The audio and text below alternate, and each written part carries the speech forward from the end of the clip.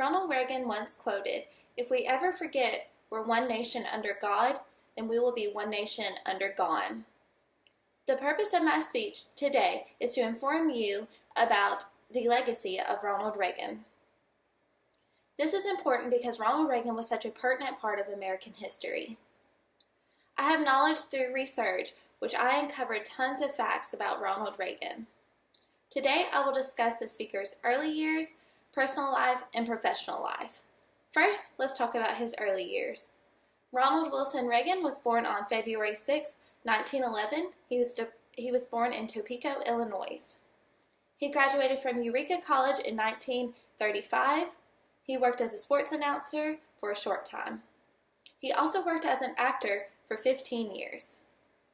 Ronald's mother's name was Nellie Wilson, and his father's name was Jack Reagan. Now that I provided you a brief summary of Ronald Reagan's early years, let's talk about his personal life. Ronald Reagan was married twice. He was first married to Jane Wyman.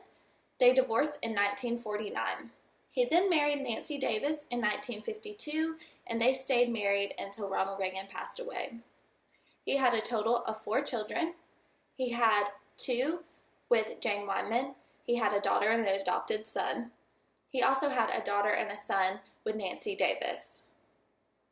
On March 30th, 1981, the president was almost assassinated by John Hinckley Jr. He was shot in the left arm, and it missed his heart by an inch. Now that I provided you an overview of his personal life, let's talk about his professional life. Ronald Reagan was elected governor of California on November 11th, 1966. He was also re-elected as governor of California on November 5th, 1970. His main focus as being the governor was to balance the budget and welfare. He was elected our President of the United States in 1981. He was our 40th president. One of Ronald Reagan's most famous speeches and my personal favorite was his inaugural address.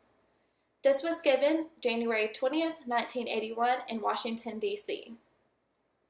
In conclusion, the purpose of my speech was to provide you information about Ronald Reagan.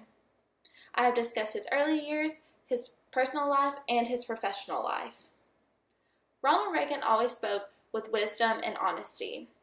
He quoted, and I dearly admire this, "It is time for us to realize we are too great a nation to limit ourselves to small dreams." I think Ronald Reagan has showed us the attributes of being a public speaker, and I think we can admire him on how to publicly speak.